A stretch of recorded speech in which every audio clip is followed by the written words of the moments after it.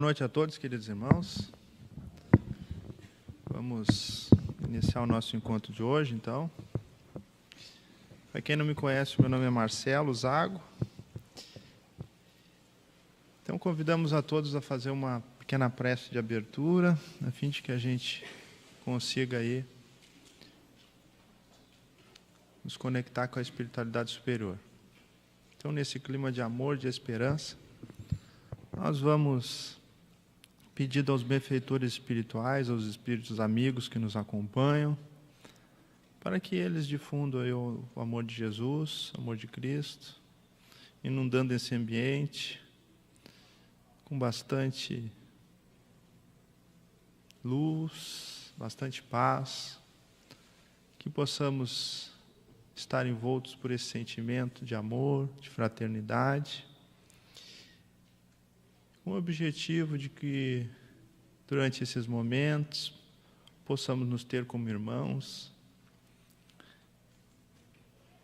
a fim de discorrermos um pouco, refletirmos um pouco mais sobre a espiritualidade superior, sobre o Cristo amigo e sobre os benfeitores espirituais.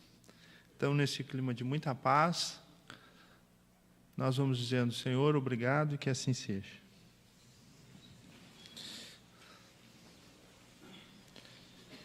Irmãos, na noite de hoje,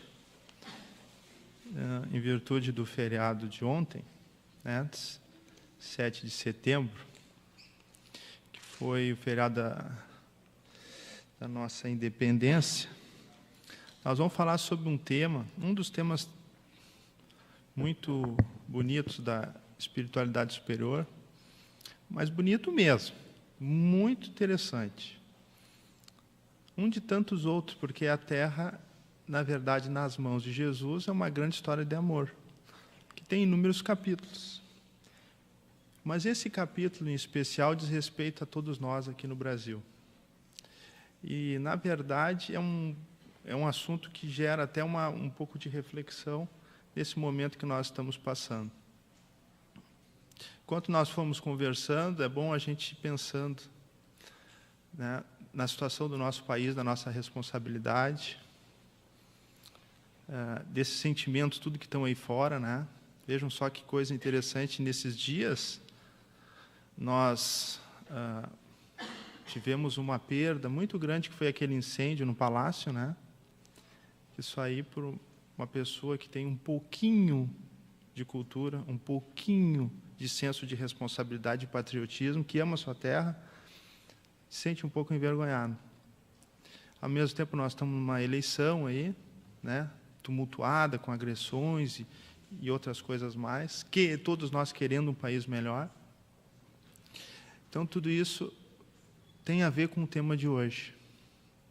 O tema de hoje é digamos que é uma expressão cunhada pela espiritualidade, chamada Brasil, coração do mundo, pátria do Evangelho. Esse tema, ele vem retratado numa das primeiras obras de Chico Xavier, que foi editada pelo espírito Humberto de Campos.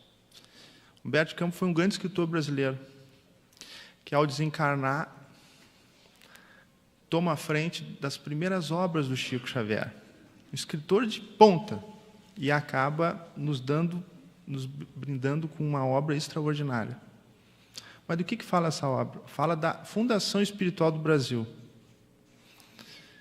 E como é que ela se deu? Bem, todos nós sabemos que Jesus, nosso querido irmão e nosso mestre maior, é o governador da Terra.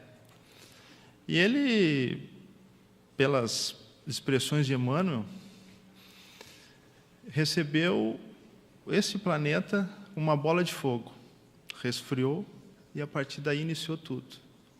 E demorou até o primeiro ser ter vida aqui dentro, que foi um ser microscópico. Não temos nem capacidade intelectual ou espiritual para falar sobre todos os meandros dessa criação. Mas um dos capítulos nos interessa, que é sobre essa fundação espiritual, que é uma das particularidades desse ser tão sublime. Então, Jesus arquitetou todo o planeta e tem, até hoje, sempre teve, discípulos, pessoas que fazem parte da sua equipe de administração. Tem o espírito responsável pela parte militar, tem o espírito responsável pela parte sociológica, tem os espíritos responsáveis pela ciência, e por aí vai. Uma infinidade de espíritos, todos para que essa grande máquina funcione. E ele andava pela Terra no século XIII, e numa dessas reuniões, nessas inspeções que ele fazia sobre a Terra, ele parou, olhou sobre a Europa, que era lá onde que estava o sedimentado conhecimento. E ele, então, ficou muito triste, porque ele recentemente tinha enviado um espírito de muita luz para tentar dar um choque de energia na Terra e tentar reverter um absurdo que acabou consumindo 6 séculos de matança em nome dele, em nome de Jesus, que foi a Inquisição, que foi o Francisco de Assis.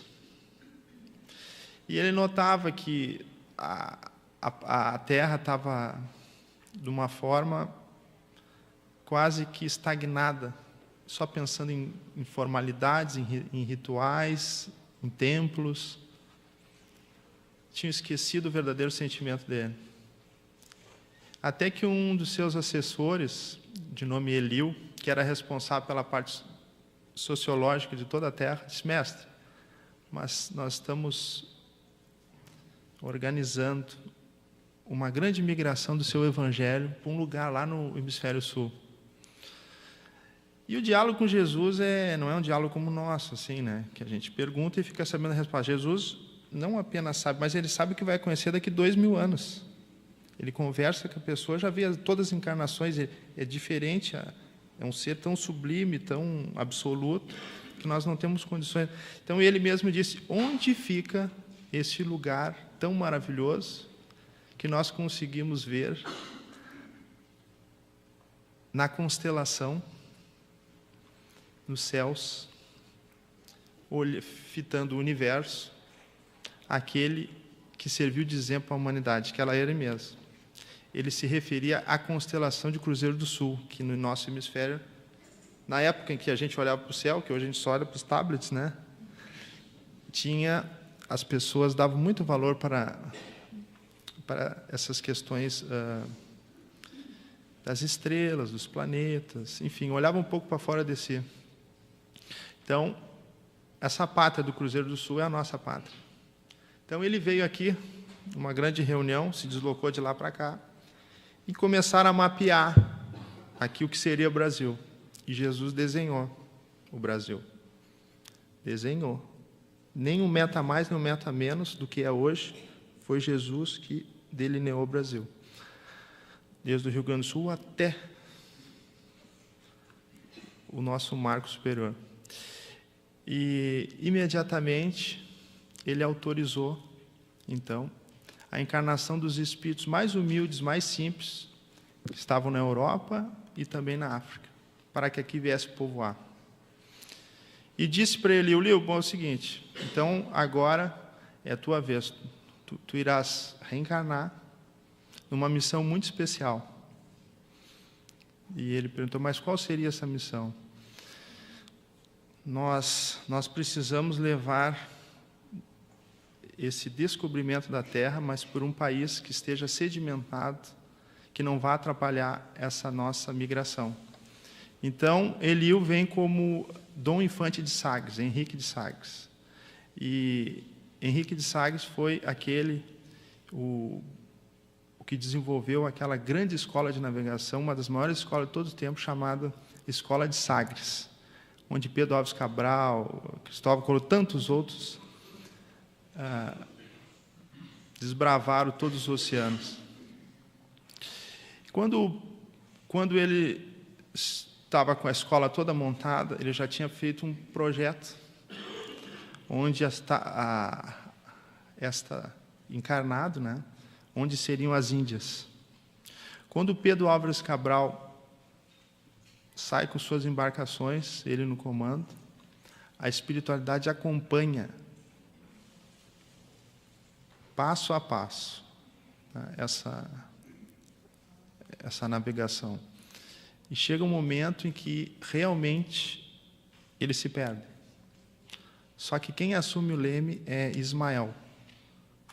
Ismael e sua equipe, Jesus e os mentores espirituais, e fazem aportar nessa terra, exatamente no lugar onde que deveria chegar, e lá estava toda a espiritualidade superior.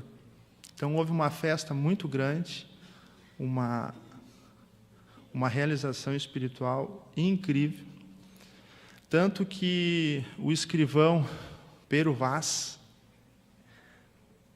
quando eles aportam até a praia, ele começa a brincar, parece uma criança, porque a maravilha que ele viu e o sentimento espiritual daquela falange de espíritos era tamanha que eles nem sabiam explicar o que é, mas os índios pareciam seres bondosos, amorosos, e ele escreve isso aí na sua carta ao rei de Portugal, dizendo que tinha descoberto um verdadeiro paraíso.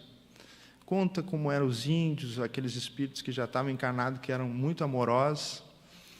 E naquele instante, então, Nosso Senhor faz uma grande reunião espiritual e convida um dos espíritos que hoje nós conhecemos, né, o Ismael, para que ele governe o nosso país.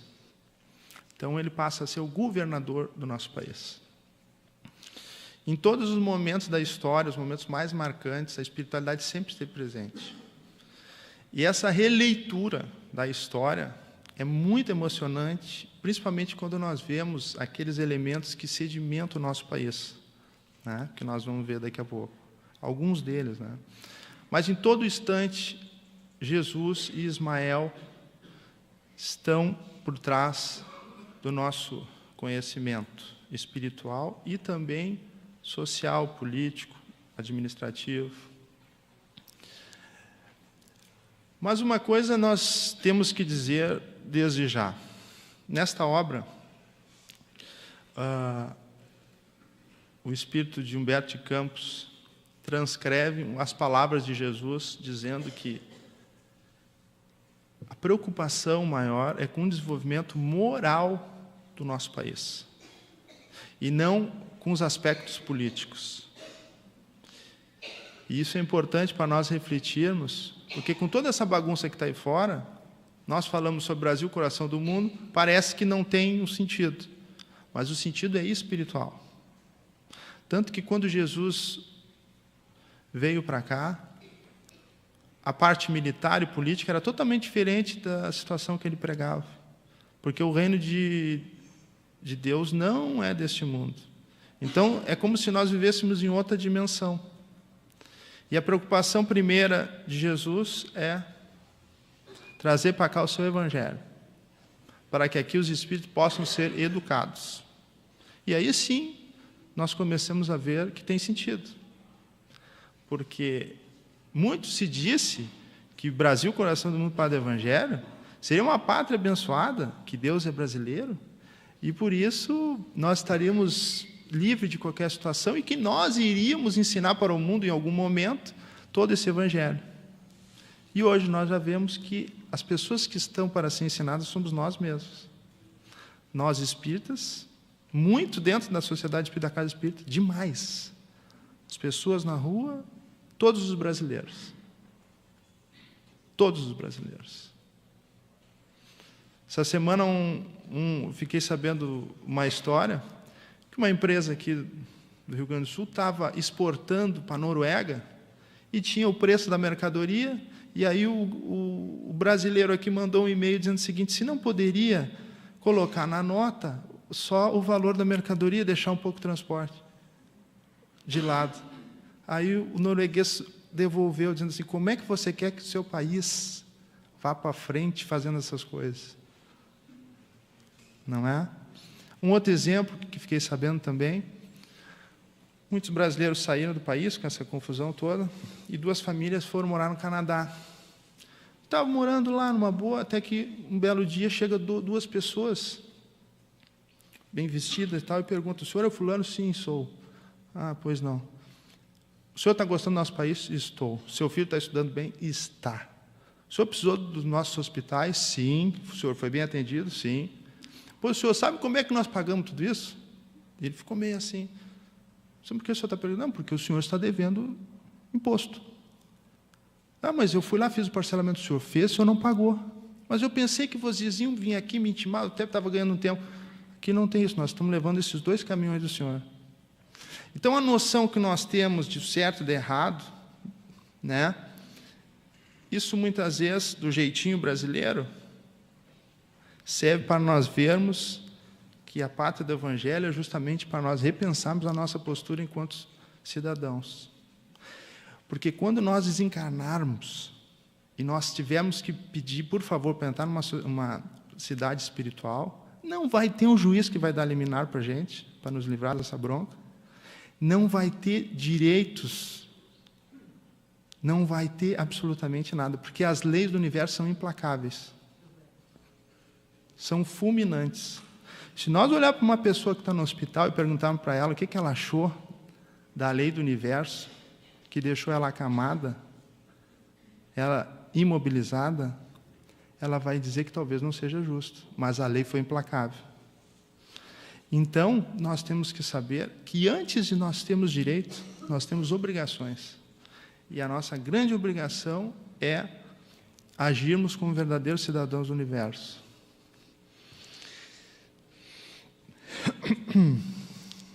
Ismael, então, prepara para difundir o conhecimento da espiritualidade uma das maiores instituições que houve dentro do cristianismo, que foi fundada por estudantes na Universidade de Paris, por Inácio de Loyola, que capitaneou. E essa instituição foi conhecida como a Companhia de Jesus, os jesuítas. Se tem história linda e bela da espiritualidade, é essa. Quando estavam conversando na espiritualidade, a equipe de Ismael, lá estava o padre Antônio Vieira, o padre Anchieta, Manuel da Nóbrega, que foi a encarnação de Emmanuel. Todos disseram: nós aceitamos a missão. E eles vieram como voluntários da espiritualidade para fomentar no Brasil o conhecimento, ensinar o Evangelho de Jesus, catequizar e ensinar a escrever também. Inclusive, a língua portuguesa deve muito a esses primeiros voluntários. O Brasil não tinha nada e eles aceitaram essa grande missão para vir aqui se catequizar os índios. Então, Ismael sempre trabalhou com o sentido de fomentar o avanço do nosso país. Mas nem em todos os momentos a espiritualidade logrou êxito. O Marquês do Pombal, por exemplo, foi um enviado de Ismael que fracassou. O poder subiu a cabeça e ele acabou fazendo um desserviço para o movimento jesuíta. Até que o Papa Clemente XIV acabou em 1773 extinguindo a Companhia de Jesus. E o próximo Papa, o Papa Pio, o Pio VII, acabou quase 10 anos depois reincluindo esta companhia nas atividades do cristianismo. Só que já era tarde, porque já tinha quase perdido toda a sua força. E, num outro instante, quando fizeram uma nova inspeção no nosso país, Jesus convida um espírito para uma grande missão, que seria a sua última encarnação, o Espírito era aquele que enfiou a lança em Jesus e deu o último golpe, enquanto ele estava crucificado, que era o Longinos, o centurião romano. E ele, então, aceita essa missão e vem no corpo de Dom Pedro II. Dom Pedro II foi uma figura muito emblemática. Viveu nesse palácio também, que pegou fogo agora. Aliás, a princesa Leopoldina assinou lá nesse palácio a nossa independência. E, vergonhosamente, né, vejam só que coisa, se espiritualmente nós estamos amparados, administrativamente e politicamente as coisas realmente ainda engatinham. Essa semana o presidente de Portugal disse que como aqui tinha morado um rei e 2 imperadores deles, eles se sentiam na obrigação de ajudar e de restabelecer digamos assim, a ordem cultural do Brasil em relação a isso, né? Que para nós realmente é uma vergonha, né? Uma vergonha. E aí, então, esse espírito, Dom Pedro II, né, ele foi fundamental para a concretização dos anseios da espiritualidade, porque ele enfrentou a guerra com o Uruguai, depois com o Paraguai, e graças a ele que houve, né, a sua filha foi muito importante, a princesa Isabel, em razão da lei Áurea, né?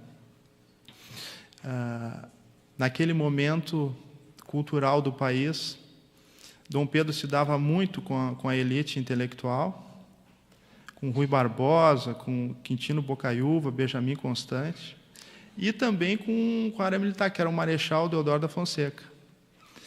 E ele se viu surpreendido, digamos assim, como se diz hoje no linguajar, né, com um golpe. Foi um golpe militar, né, mas da espiritualidade. Marechal Deodoro da Fonseca, então, assume com a proclamação da República, e Dom Pedro sai e regressa para Portugal. Mas a sua missão já tinha sido cumprida. E aí, então, nós temos o nosso Estado Novo, livre de Portugal, livre das amarras, para angariar um crescimento espiritual e político. Mas Ismael tinha pedido, nesse meio tempo, para o Dr. Bezerra de Menezes reencarnar. E ele reencarna justamente nesse momento crucial, e quando há a proclamação da República, naquele meio tempo, a Federação Espírita Brasileira é fundada, o Grupo Ismael também, que a Federação Espírita e o Grupo Ismael foram fundamentais para o crescimento do espiritismo, né, para a doutrina espírita. E o Dr. Bezerra começa a escrever por um jornal chamado O País, usando o pseudônimo de Max. E isso foi muito importante, porque esse conhecimento começou sendo levado para toda a nossa sociedade. Mas quando sai o Código Penal, está lá, um dos crimes era ser espírita. O espiritismo era crime. Então, a Federação Espírita Brasileira, tendo assumido aí o Dr. Bezerra, escreve uma carta para o administrador para amenizar os efeitos dessa norma. Em seguida, nós temos, então, a Federação Espírita, né, a vinda de Chico Xavier, com as suas obras mediúnicas, sedimentando o conhecimento e concretizando, então, toda essa migração do espiritismo, que já tinha ocorrido meio século antes na França, e acabou aportando no Brasil. E a história do Brasil, ela realmente, irmãos, ela é recheada de acontecimentos com o amparo da espiritualidade. Uma prova delas é que a nossa Constituição de 88 era uma Constituição que foi inspirada muito pela espiritualidade superior. Nós temos ali, por exemplo, os símbolos da nossa nação, né? E um dos símbolos é o hino nacional. O hino nacional, ele foi quase uma psicografia. Ele foi ditado pela espiritualidade superior. Duas pessoas que não eram espíritas, mas por influenciação da espiritualidade, eles receberam essa verdadeira prece. As crianças na escola ainda não sabem a grandeza deste hino. Mas quando nós descobrimos a verdadeira história deles, é de arrepiar. Nós nos emocionamos muito com esse hino, sem conhecer uma história espiritual, porque alguma coisa no nosso inconsciente fala.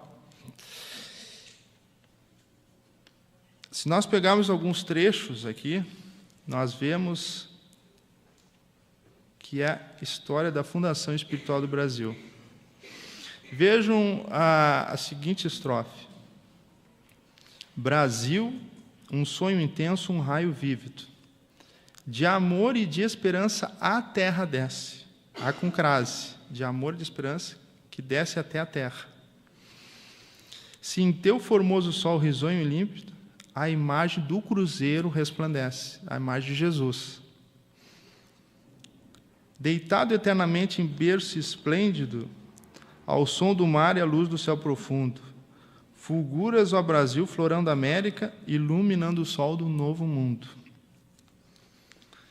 Que é justamente as palavras de Jesus para trazer o seu evangelho para cá. Brasil de amor eterno seja símbolo. O lábaro que ostentas estrelado. E diga o verde louro dessa flama, paz no futuro e glória no passado. Não há nenhum hino no mundo que tenha tantas vezes a palavra amor. São 9 vezes a palavra amor. Para os senhores terem uma noção, eu cataloguei aqui alguns hinos, só para citar a linguagem, para vocês fazerem a comparação de como o nosso hino nacional é um hino muito influenciado pela espiritualidade. Bem, o hino dos americanos vocês já devem imaginar, né?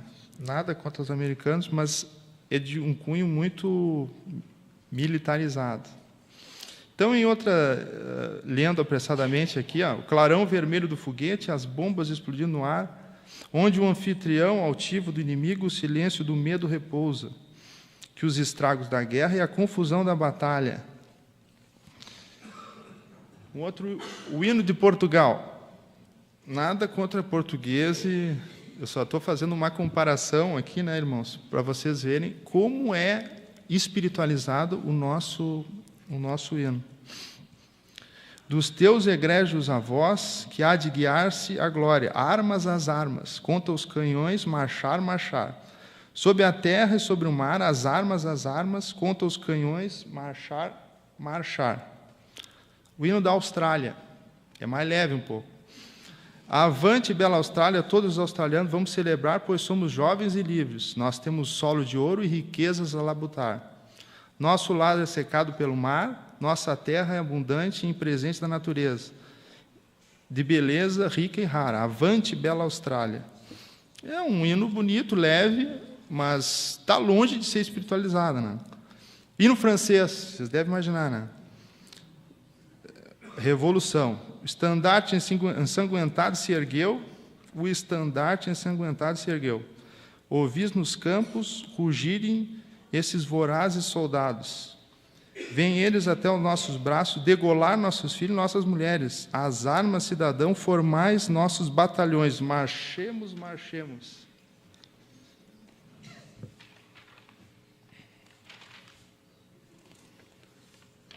Itália. Se tiver algum italiano ou descendente, eu também sou descendente. A Itália levantou-se com o elmo do Cipião, cobriu a cabeça onde está a vitória, que sustem a cabeleira, porque foi a escrava de Roma, que Deus a criou. Estejamos prontos para morrer, estejamos prontos para morrer. A Itália chamou-nos, cerremos fileira, estejamos prontos para morrer. Então, vocês já viram a diferença, né, entre o nosso hino e os demais hinos. Mas tem uma história muito bacana, que comprova ainda mais a espiritualidade do nosso hino. O nosso hino não foi feito na proclamação da República. A espiritualidade já sabia que haveria proclamação, quase 60, 70 anos antes, quando Dom Pedro abdica do trono, é feito um hino. E esse hino, então, o Manuel da Silva e Duque Estrada, que foram os autores, acabaram recebendo, então, essa influenciação espiritual que ficamos sabendo por uma psicografia de Eurípides Barzanufo, em São Paulo, no interior de São Paulo. E quando há a proclamação da República, aquele que era o administrador provisório, o Deodoro da Fonseca, abre um concurso para o hino. E uma pessoa ganha. Só que a população não deixa, porque amava tanto aquele hino, e ele acabou baixando um decreto, conhecido como o Decreto 171. Mas não o 171 daquele linguajar, é o Decreto 171. Ele só tinha 2 artigos. Até para isso a gente tem lei, né? O primeiro artigo, mantém-se o hino atual por força do povo. Artigo 2º, esse hino passa sendo o da proclamação da República. Então, o hino nacional acaba ficando daquele como estava. O outro símbolo do Brasil, nosso horário já está estourando, mas eu vou pedir licença para vocês, porque o assunto é muito bonito e eu vou tomar a liberdade de continuar um pouquinho mais. O símbolo da bandeira, a nossa bandeira, também é um símbolo altamente espiritualizado. Nós temos na nossa bandeira aqui a imagem da proclamação da República, vista sob o céu do Rio de Janeiro, naquele dia da proclamação, mirando a constelação do Cruzeiro do Sul. Então, o Nosso Senhor está bem no centro da bandeira, com a constelação de Cruzeiro do Sul.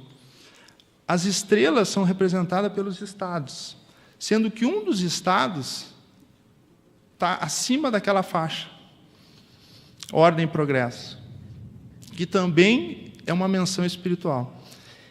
O estado do Pará está representado nessa estrela, porque foi o último estado a aderir. Ele estava querendo se rebelar contra a coroa portuguesa. E a espiritualidade fez as embarcações da Inglaterra chegarem no mar e ameaçarem eles que, se eles não anuíssem a unificação do território, haveria uma invasão. E aquilo era um blefe, porque as embarcações não tinham condição, mas eles acreditaram, por força da espiritualidade, e acabaram se rendendo. Então, todo aquele desenho feito por Jesus acabou se consolidando. Sobre o que está escrito no meio da nossa bandeira, a ordem e progresso. Na verdade, a expressão correta é amor, ordem e progresso.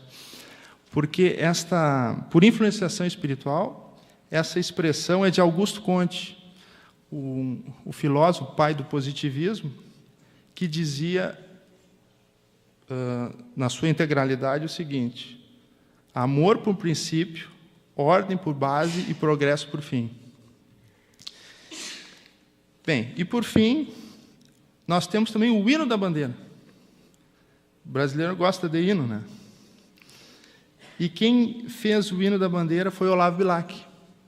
E Olavo Bilac foi aqueles espíritos que ditaram Parnaso de Além Túmulo, que foi o livro de apresentação de Chico Xavier, um dos espíritos, 10 anos depois da sua desencarnação, para vocês verem que espírito espiritualizado. Diz mais ou menos assim, que também é digamos assim, um hino muito mais com grande viés da espiritualidade. Salve lindo pendão da esperança, salve o símbolo augusto da paz. Tua nobre presença, a lembrança, a grandeza da pátria nos traz. Recebe o afeto que se encerra em nosso peito juvenil, querido símbolo da terra, da amada terra do Brasil. Quem teu formoso retratas, e o nosso peito juvenil, querido símbolo da terra, da amada terra Brasil. Este céu de puríssimo azul, a verdura sem dar destas matas e o esplendor do Cruzeiro do Sul. Sobre a imensa nação brasileira, nos momentos de festa e de dor, para sempre sagrada bandeira, pavilhão da justiça e do amor. Era isso, irmãos. Terminamos o nosso encontro, um pouco demorado hoje, mas é muito importante para nós refletirmos e nós nos darmos conta da grandeza espiritual desse nosso continente e da oportunidade que estamos tendo de encarnar nesse solo, onde Nosso Senhor Jesus Cristo é o símbolo máximo. Lá na cidade do Rio de Janeiro, então, um pouco antes de Chico Xavier lançar suas primeiras obras ali, aquela estátua que representa o Cristo Redentor, nosso governador, nosso guia, nosso amigo de todas as horas. E nesse fim de semana, que é um feriado, nós homenageamos, então, a todos os espíritas encarnados e desencarnados, rendendo graças e agradecimento à equipe de Ismael, ao nosso querido patrono, Dr. Bezerra de Menezes, à falange de abnegados e trabalhadores do bem aqui presente, no mundo invisível, que anonimamente desenvolve o trabalho de Cristo de amor e de fé. Agradecemos a todos os irmãos, companheiros, encarnados e desencarnados aqui presentes, desejando a todos uma excelente noite e que assim seja.